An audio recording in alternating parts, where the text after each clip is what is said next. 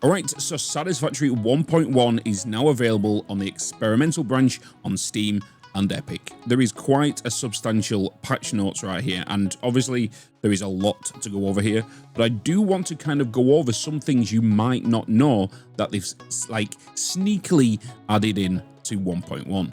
Right, so as you can tell, I'm currently in my creative world, flying around this little platform, and the first thing I kind of want to show you that has not been really addressed, and it's absolutely massive for us players, is the ability to copy and paste, but not as you know it, because now, once you place down a machine, what you would normally do is you will put your recipe in here, let's say the alternate heavy flexible frame. We are going to put 2 power shards in here, we're going to put this to 169%, and let's say we want to summer sloop this as well. Now the recipe's done. In the past, we've just been able to just grab this, paste it, and then we have to go over to this, press Control C and Control V. Well, no longer, because what we can actually do, we can even add a color to this if we wanted to. So let's just make it red. We can now copy this, paste it, and guess what? Everything else goes over with it. So the color and also the recipe, including the summer sloops and the power shards. So this is a massive, massive addition. So if you're doing some long builds and you've not noticed this yet, that's more than likely because you're building, you've not put your recipe in, just like I was doing on the live stream yesterday. And I was building long manifold lines and then putting the recipes in because that's what I'm accustomed to. But now, so when you place one down, make sure you put your recipe in there, copy paste it, and put it all the way down your manifold line.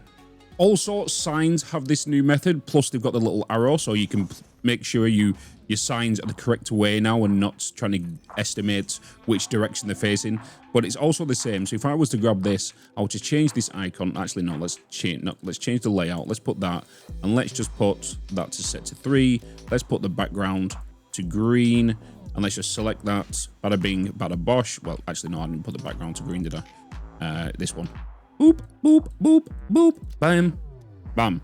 So now, if you wanted to copy and paste this, you can do this exactly the same way. So normally, you'll go over to this, you press Control C and Control V, where now you can just grab this and then just paste it to the side with all the settings required. If, for some reason, you don't want this to happen, you can go into the options, you can go into gameplay, and you can come down here and choose sample copy settings and sample copy customization. You can untick these if you don't want them. So the customization will not allow you to take the paint over, but if you sample copy settings, that is for the settings for the actual machine. So recipes, the power shards, and summer sloops. The next feature I want to show you, which is pretty huge as well, and it's something I've wanted in the game myself for some time, is you ever gone to like mass dismantle something and you get put down a crate, so multiple crates get put down like this? Well, now they've added a new thing. If you go into the advanced game settings, the actual game settings themselves, and in gameplay, you can see they've now added a merge dismantle crates. So if you click on this, it will actually now dismantle the crates. So if I just quickly save that, and I was to merge that one, and that one, and that one, what it's doing is actually going into the closest dismantle crate. So if we look inside here, we can now see the additional items in here. But also, the feature that I've wanted the most is now they've added it. They've got a remove all button in the dismantle crates. So we can just kind of go through all of these and click them like that. But we don't have to do multiple anymore. So let's say, for example, if we go back into the settings and go into gameplay, we can see dismantle crate placement. So instead of it being on the dismantle site where you deleted, you can actually put it next to the player. So if we click apply and confirm, we can now delete all of these, and watch what happens now is, boop, we now have a dismantle crate at our feet, and we can go into here and all of the items will get added. So if you're doing a mass dismantle, it will always go into one box. So if you're deleting a whole entire building, it will all go into one crate. That will expand down and down. And you can click on here, just remove, crate gone, and you don't have to do all the random control clicking to the actual garbage can to delete things. The next thing is we now have the new Hypertubes, junctions, and rework to the whole build. So we can actually go inside here now and press in here. We've also got a new build mode, which is called Curve. So you can make nice little turns and whatnot. And the other cool thing is as well, and it was something I was curious about when we was seeing all these trailers, is if we was to just bring all of this around, We're in obviously the new curve mode and all this stuff. If we was to like attach a Hypertube branch, these very much work when you place them down like a pump to a pipe. So you click once and you can rotate it. But the other cool thing is as well, is with these entrances, with these junctions, you can decide to shoot if you want to jump out at that location. And all you really need to do for that is, if I was just to come around here and put an entrance on this, and then I was just to quickly power it, what we can do is, whilst we're in here, you have the option to press E, as you can see where it's aiming. And if I press E now, it's going to shoot me out at this location. Boop. The other cool thing is as well, which I was kind of curious about when we first heard about these, is now you can actually grab the entrance and attach it onto the actual entrance or the exit of the junction itself. So now you can boop, jump in there automatically also, which is pretty cool. So you don't have to build like an additional little tube coming off this with an entrance on it. You can just attach them straight onto there. So I do think the new meta for in everybody saves is going to be utilizing the whole Hypertubes and creating a massive network throughout your entire save. The next thing is obviously the new personal elevators, which is definitely going to be very beneficial for those vertical factory builders.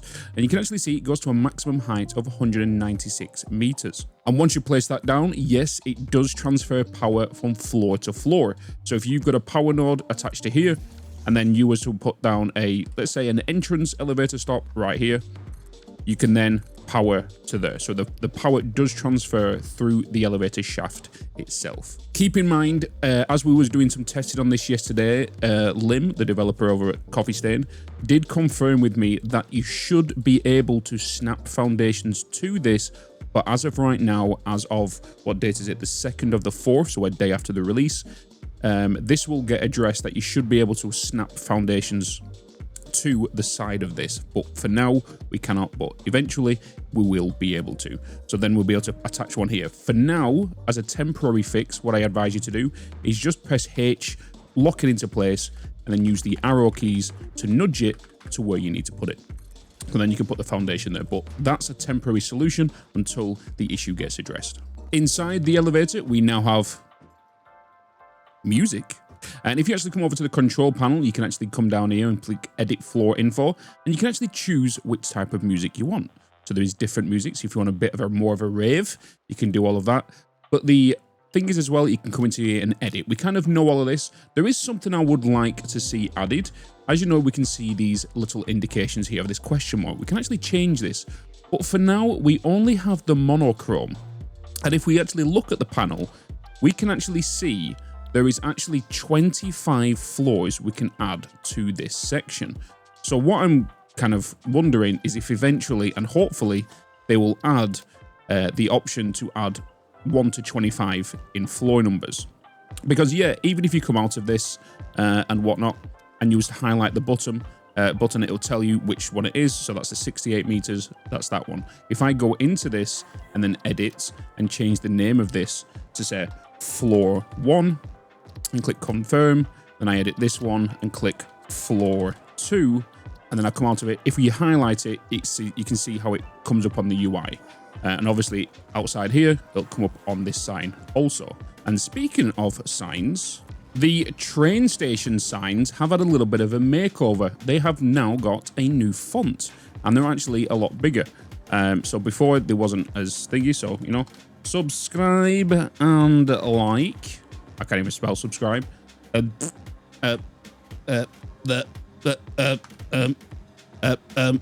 there it is.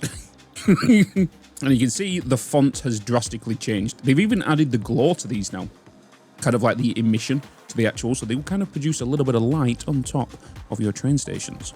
And obviously they've added the buffer stops now, where you can attach these to the end of your train lines, because when you used to drive on the trains before, and it had a dead end, it just looked a little weird when you was riding a train, and what would happen is your train would suddenly stop when it comes to the end of the track. So it's a little bit weird. Where now, if you was to ride a train on the track, you will actually come off. You can now use the buffer stops at the end to do a full physical stop like you was able to before. They do snap to the end also. And if we actually just bring around the train here, we can kind of see how that works. It's just an immediate stop with a few little VFX on regards to the sparks. Boop. Just like that. So it's kind of the old school way. Also, there's a new thing with rails. When you go to place one down and you want to snap it, you can actually use the mouse wheel now and you can see it flick to the opposite side. So nice little addition there also.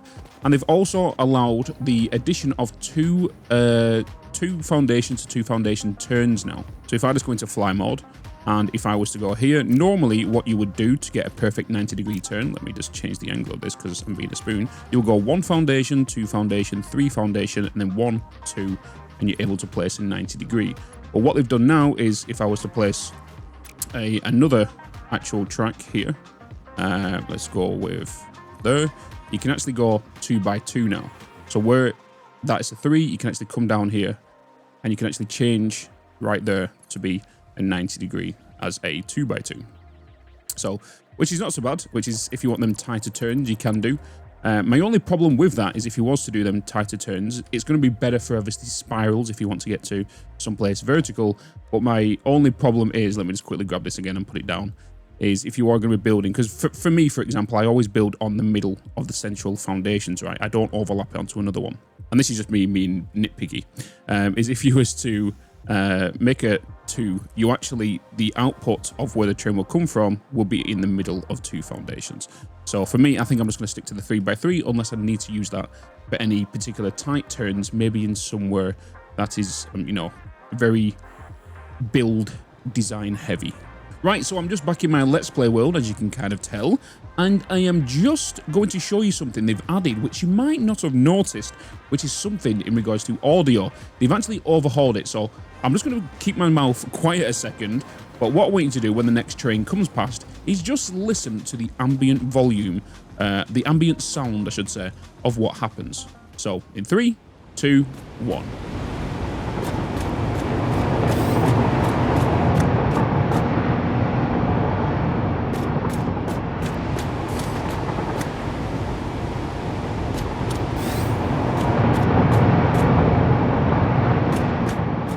So what they've done is they've actually introduced the audio filters that allow you, so when you're inside your factory, anything outside will get muffled and vice versa. So if you're outside your factory and you've got loads of refineries on the inside of the factory will also get muffled if you're on the outside. It's a nice little touch and it's something you might not have noticed. Right, so the next thing I want to show you in regards to the new blueprint system that allows you to connect blueprints together. Well, let's just say you have a full blueprint and you're wanting to now add train lines to this. Well, now you can. There's a little slight problem when it comes to anything with train lines, belts, and also pipes. So listen up, buccos, because it's a little bit, it confused me a little bit when it first started, but as you will build a blueprint like this, right? You're going to put a pipe on the end like this. You would then also add a belt from the end like this to like this. And then you also might have a train track on here. Well, if we go to trains, we add a railway and we're going to place that down. Oh, let me face it the right way first. Like that. And you're going to place it down like that. So then what I'll do is I'll go into here. You will save that blueprint like you would. I'm just going to do this as test. And we're just going to save that. And now if I was to, well, quickly remove that, we're going to come across a problem. So if I was to quickly remove this, quickly go into my blueprints and go into train 5L tower test. So we want to make sure that it's going in this direction, and we're going to place that down like you would. Next, we're going to press R, and you can see we're changing it to Blueprint Auto Connect. And now we're going to aim at the side of this. But what you're going to notice is we can clearly see that the belts are connecting, but there's also a gap within the actual blueprint. So what I'm going to do is I'm going to nudge it over, just like that, to connect. So as I've connected these two foundations together now, you can see the belts are not connecting anymore. Neither is the pipe, but the trains do. So word of warning, when you're building blueprints in regards to train lines, you can take it to the end of your blueprint within the blueprint maker. However, your pipes and belts cannot do so. So there's only one connection symbol right there to verify that is connecting. These are not. So how we have to combat this is we have to actually go back into the blueprint maker, and we go inside here. We're going to load up that blueprint, which will go back down here into trains, and then we're going to load up this test just like so. But what we have to do now is you have to take the belts. Let me remove these real quick. Remove the end bits, remove the end bits, and that one, and that one. And what I advise anybody to do is just quickly, when you're placing your belts, don't take them right to the end, take them half a foundation away, like so. And then do the same with the belts, make sure they're only half a foundation away. They can be a little closer, but I'm just kind of doing this for an example so you can visibly see. I'm pretty sure they can go halfway through this foundation as the maximum reach before the snapping won't allow you to.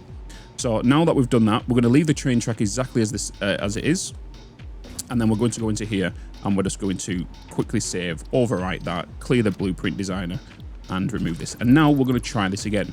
And now we should have a successful connection.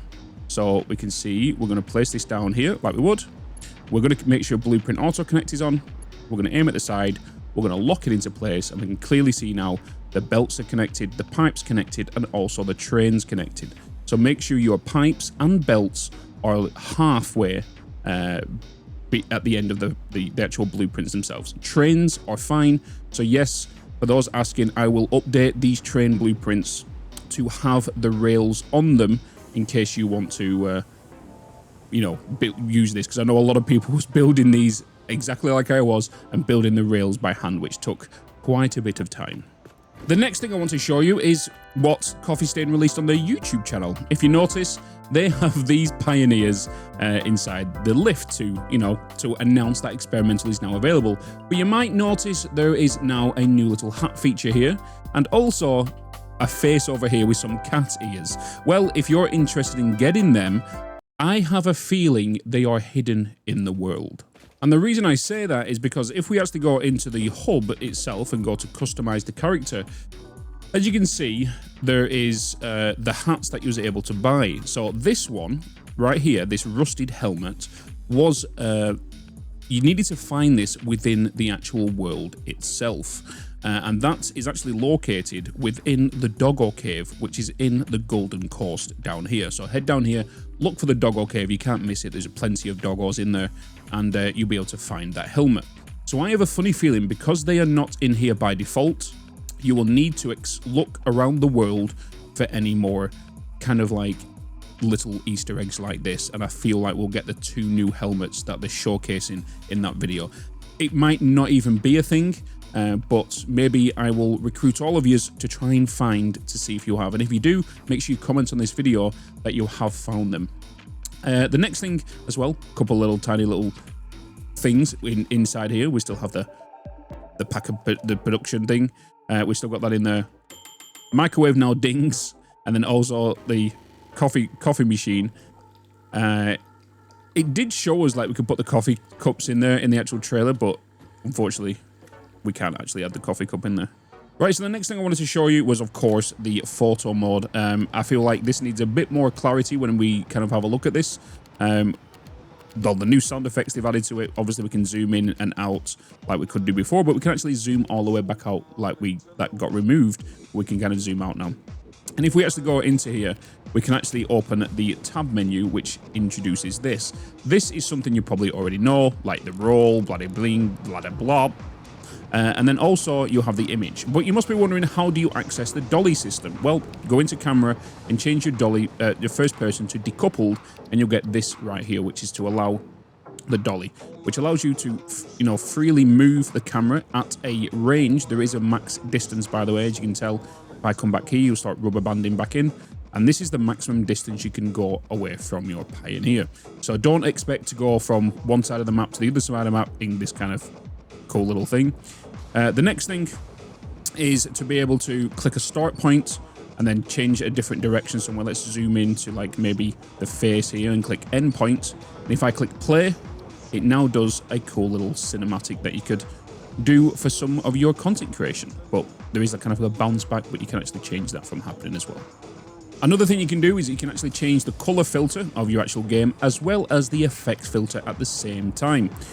So you can go in through here, and there's definitely the favorite one, which everyone loves, is this one. This is just pure Satisfactory, and this is definitely the Fix-It brand, because this is definitely my favorite filter. I just love how it looks. I'm just glad you can actually change the contrast and everything this if you want to make it darker and all that kind of stuff. But having this, it just looks so nice. I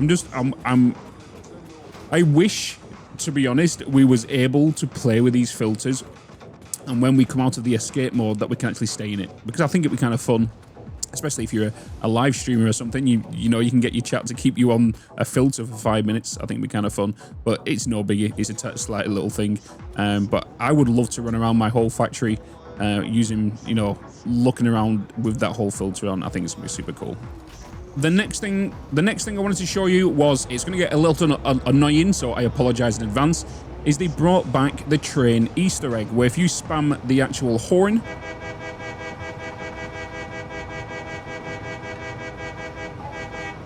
did you hear it? They've actually brought back the whistle. I know it's a little fan favorite, and they actually accidentally removed it, and now it's back in 1.1.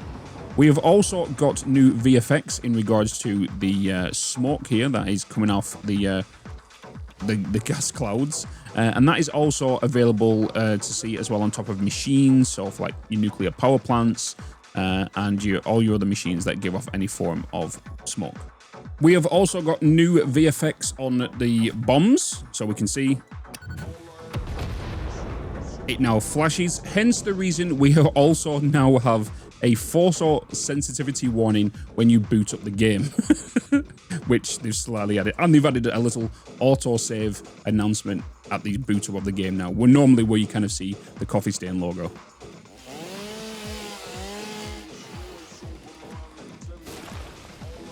Yep, this is also available. So if you ever wondered how these stay up, well, now you know, because they are actually balloons. So if you actually cut them down, the top bit actually flies away, which is a nice little touch, I guess. The next thing I'm going to throw in it, and the only reason I'm adding this is because a lot of people was asking me in the live stream yesterday for the 1.1 release, is why when you go into organization, they cannot, the logistics, they cannot see the vertical splitters and mergers. Well, that is because they're not a separate item. You actually have to put down a lift like this, and then attach the splitter or merger to it, just like so. It's not something, you can't just place a splitter down like so, like this, and then put a lift down. As you can tell, it just connects it like it used to, but you can't aim at this when it's on the ground. I think it would be very beneficial if we was able to. So for example, if I was to have a belt in my hand, it will connect to the side, and if I was to have a lift, it will automatically connect to this top bit or these side bits. But for you to add it on, you have to place it on the actual lift itself. Something you might notice with the priority merger as well, there is a visual indicator of which one is getting higher throughput compared to the other ones, which is these little lights right here. So if I change this left one right here, you can see it changes these lights to 3 lights instead of this 1 and 1. So this is low priority, and high priority. In regards to the conveyor throughputs, when you place it down, it takes 60 seconds for it to calibrate. So you can see it starts going up, and then the items will slowly pass through it, and you can see the number will start going up. So if you're wondering, like, you know, you're taking 60 items per minute along that belt, but it's not saying it yet, is because it needs to calibrate. But also take into consideration that when you place this down on an empty belt, it will still calibrate. And if it's run its course for 30 seconds and then your items come along and this calibration has completed, it will still say 30 seconds on there until additional 30 seconds has been added on top of it, because what it calibrates is the items passing through. So when one item passes through, that's when the actual the ticker will start to tick. So this calibration thing will just kind of, you know, happen slowly. The next thing we want to look at is obviously the conveyor throughput. So once we place this down, we can see it will start to calibrate. It is saying 60 a minute right now. That is because it's determining the belt it's on. But also, this calibration thing will slowly go up and eventually we'll get to 100% and it'll give you a more accurate result.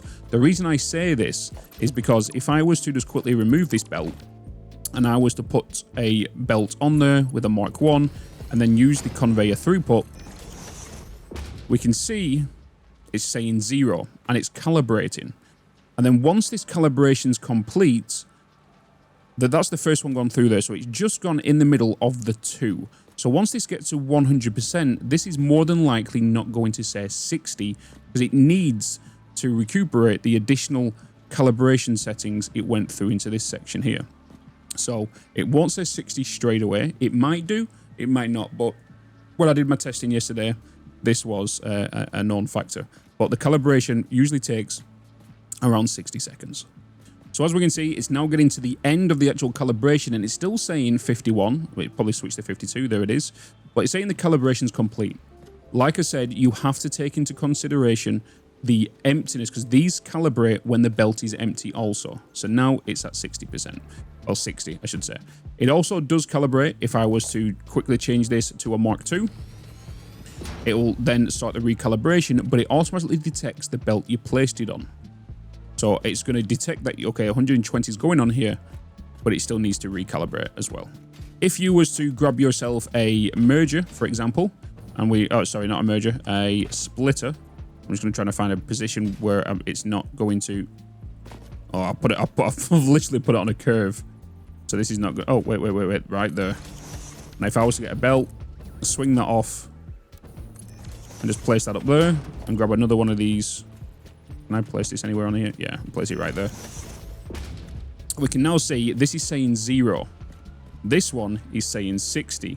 That is because right now there is a visual bug that is occurring with these. So if you come across this and you're wondering why is that saying 0 when technically it should be 30, this one is now calibrating and going down. This one, however, is not. So this needs to be removed and then re-added back onto the line. So if you do any form of alteration, it will need to be amended until it gets fixed. Because right now it needs to recalibrate just like this one's doing. So that right there, ladies and gentlemen, is just a couple of the things that you might not have known about. Obviously, some of the things was known about because they kind of showed it off in the thingies, but I just wanted to give a bit more information on them. But other than that, hopefully you enjoyed this video. And if you are curious, I will be live streaming right now once this video drops. If you want to come and say hello. So come on over and I'll answer any questions you have. So as always, keep smiling and I'll see you in another video.